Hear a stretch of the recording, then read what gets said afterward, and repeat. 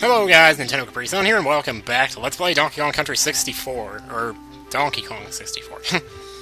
In the last episode, we made it to Fungi Forest. We're about to go inside here, after not paying much mind to the strange wheel on the wall, which is just full of wrinklies that'll just tell you where bananas are, which I may come back and use later, but screw it, I don't care.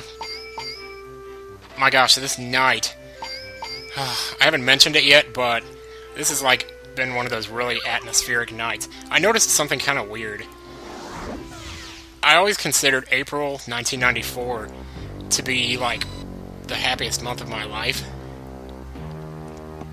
But then recently I was thinking about April 2004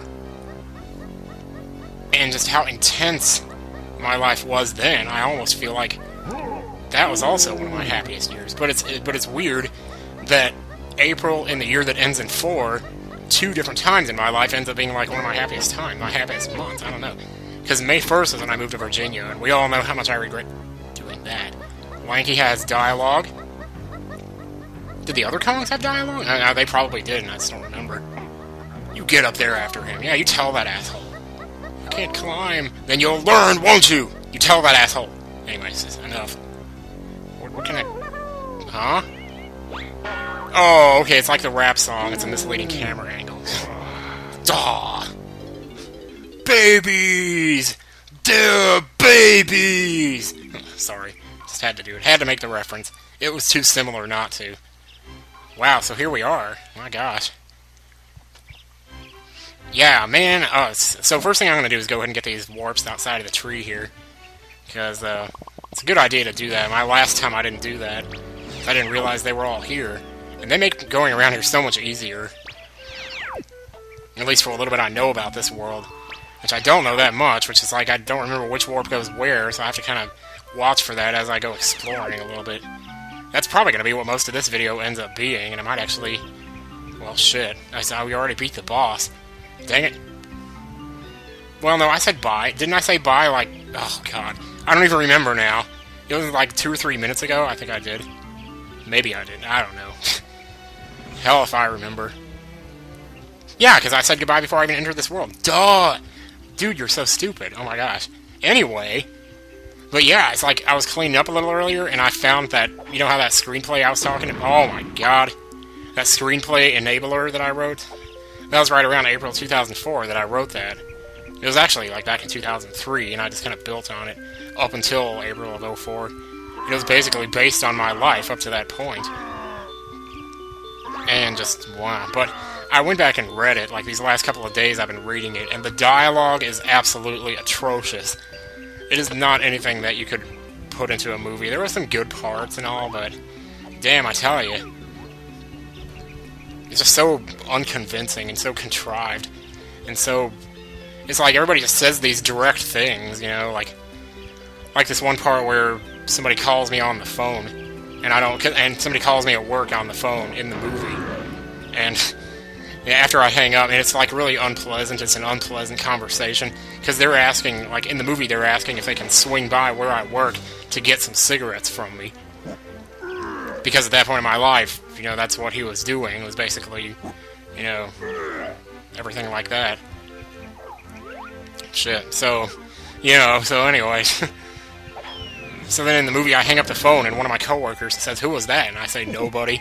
And they say, "Really?" And I say, "Yeah, the name suits this sorry piece of shit ass." That's like literally the dialogue for that scene. And I'm just like, what? Well, there wasn't much to do in there. Picked up some film and kind of just explored a little bit. That's kind of just, like I said, that's kind of what I'm doing here, just kind of showing you around a little bit. There's 3 entrances from the main hub here. There's a blue entrance, a green one, and like a pink one. And there's also a tag barrel out here on top of one of the mushrooms. I was trying to find it earlier. I didn't mention it, but I didn't find it either. So. But I know it's out here. And there's another one over here, actually. It's like right behind me. I'm not going to go too far out of my way to show that, because I'm sure we'll be using it plenty of times later. But in the meantime, I don't know what it is, my soundtrack for the night. You ever notice how sometimes a song can just literally take you right back? And it's like you've stopped time at a certain moment. And for me, that moment is like driving to work, just thinking about the situation of my life. And I'm sitting here you know, going south on Takeo Street, headed for work at 2 in the morning. Or, well, whatever time it was. It might have been like 12:30 or something, but... 5 warp, that should do us some good, I guess. It takes a while to get to it, though. And it's another night gate, I think. But some of these gates look like night gates, but they're actually not. Like, you have to open them other ways. Yeah, we'll figure that out when the time comes. I think that actually is one of those gates, but could be wrong. When it comes to the crystals in this world, I don't know why, but I found myself, like, running out a lot. Mainly because I had a lot of issues with one of the chunky bananas in this world, because I didn't know which way to go. When I came out of the tunnel, I went the wrong way and went all the way around that big giant tree at the beginning. Jeez. I'm kind of close to that platform there. I could have practically sequence break it or something. Jeez. Well, let's go see Cranky. That's mainly one of the first things you're going to want to do here. I was kind of hoping he would have been in the other area. Otherwise, I just... Chunky's just standing there like, I didn't do anything wrong, did I? Oh, geez, not this again. Yeah, see, he says score over 5,000 points for a chance to win the coin. He doesn't say he'll actually give it to you. And I did get 5,000 points on the game last time. Even though I never specified that, I did get 5,000 points. But he didn't give it to me, and that's what confused me. And that's why I was saying, I might just call that a bonus episode. The problem is, with the bonus episode, it's like 30 minutes long, but it takes me 25 minutes to figure out how to put the ship together. Because I don't realize you have to get the middle part first. Like, who in the world goes after the middle part first? It's like, I didn't know you had to stack it. And if I had known that, you know, then I could have figured it out. But, jeez. But that's the last thing any sane person would do when building a ship, is start with the middle. Yeah. I wish I could figure out how to refute myself with that, but I don't. Because I thought you had to carry all 3 parts to a certain spot. I didn't see that spot. I never would have thought that if the idea behind building, you know, if the objective of the game is to build the ship, then okay. But why is a third of it already finished? I mean, you would never play a game where a third of it is already finished. No objective in any video game ever has started you with a third of it already done. You know, this is the kind of thing that I think, which is what leads to me failing so much. And hell, I might as well make an annotation to this part of this video, so when people watch that, they can see why I didn't figure it out. Because as far as I'm concerned, that's perfectly legit logic right there. Let me see if I can find that tag girl. Oh, this is the same one. Huh. Did I even jump on that earlier, or am I thinking of this? Jeez, I don't know. Maybe I'm thinking of, like, last time when I jumped on it. I remember last time having some trouble finding it. Let me see here. Anyway, well, the third entrance out of here, or the third exit, actually has 2 doors you have to open, and one of them was Tiny. So I'm just using Tiny to go open that door for right now. I'm not, like, going to do anything else with her here. But I just want to get that door open so we can get to the pumpkin patch and get Chunky's first banana, and we can start making some progress in this world. How about it? I don't know, though, man. She Just Wants to Be by R.E.M. That was the song that just put me in that frame of mind. There's a lot of songs out there that you could say are good for driving at night, but that song is just... it blows my mind. And I can see why it wouldn't affect anyone else the same way, because they didn't hear the song for the first time at that point in their lives. It's just impossible to describe how strongly those memories affect you. You know, and how much they can change a song and what it sounds like to you. Because to me, the chorus of that song, it's probably one of the most beautiful things I've ever heard. But to anyone else, it's probably just some random, scary, spooky song in a minor key, nothing special about it. But to me, it was like, that song encapsulates an entire month or 2 of my life. And there's just, I feel so strongly about it, like I wish I could share it with people. I wish there was some way that I could make people feel what I felt in that moment, with all the different things that were going on, with me wanting to move to Virginia, which was, you know, something I shouldn't have done. With me, you know, getting mooched on by my sister's boyfriend and all that. And then, of course, me being in love with, like, 2 different girls at the same time. It was the whole, like, Becky/Michelle thing. Jeez. How many times have I mentioned Becky in this episode? It's ridiculous, man. But Becky was the one that ended up in my screenplay, which is weird, because by the time I finished it, I wasn't in love with her anymore. I was in love with...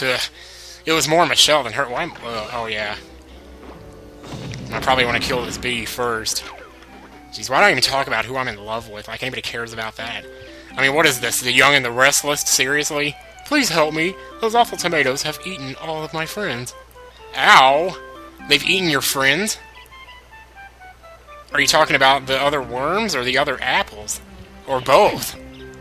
Because if you're talking about the other apples, well, then those aren't your friends. Your friends were the worms. But if the worms is the only thing that they ate, as in, you know, he says that he ate all my friends, and he's saying they ate the worms, then why are there no other apples here that the other worms lived in? Ugh. I was gonna get all those bananas if it killed me there. There's another night door right there. Also tag barrel nearby. Oh, 2 warp. Shit. I'll get it on the way out, I'm sure. Please don't kill me. Yo, Chunky, hit me with 5 coins and I'll up... Oh, yeah! We should do this, shouldn't we? Homing ammo. Well, I wear my homie shirt to school! Jeez. So stupid. Yeah, good lord. That's why I don't, you know, those stupid old vlogs that I used to do, even on Jealous Guys, like, that's all I talked about. I was like, oh, you know, I was so in love with this girl, Michelle, but I couldn't tell her, and so, you know, she just went away. And then, you know, I was in love with Jamie Sorrow, I couldn't tell her, so she just went away. It's like, you know, I'm starting to see a pattern here, and it's like, it's my fault, every single one of the times it is. Why do people want to keep hearing the same story over and over again about this stupid crap? Just because every time there's a slightly different aspect of the situation. Like, Jamie Sorrow was in school, but with Becky and Michelle, it was a pick and save. And that's one of the few times I actually looked forward to going to work. When I went there, it was just to see them. I don't know if either of them are watching this, maybe they found out. There's a part of me that thinks, you know, that wants to, you know, go up to them and say, how do you like me now? You know, I'm sitting here doing stuff that people enjoy. Well, it's not to deride whatever they're doing, because I'm sure they're doing great. I mean, Michelle, she's a nurse, so, you know, then surely that's, you know, that's something that helps a lot of people. And surely probably even saves lives in the process, just by giving them some kind of mental solace, even though people have said that I do very much the same. But still, ultimately, you just have to do what you can in life and hope that maybe, I don't know. Wow, this is a nice area. I should try maybe explaining what I'm doing here, but I'm just kind of not even thinking about it hardly. Yeah, but the first half of this world, for some reason, it's like I find it really easy to remember. So, go figure, whatever that means. Oh, well, there's our first banana in Fungi Forest, so whatever that means.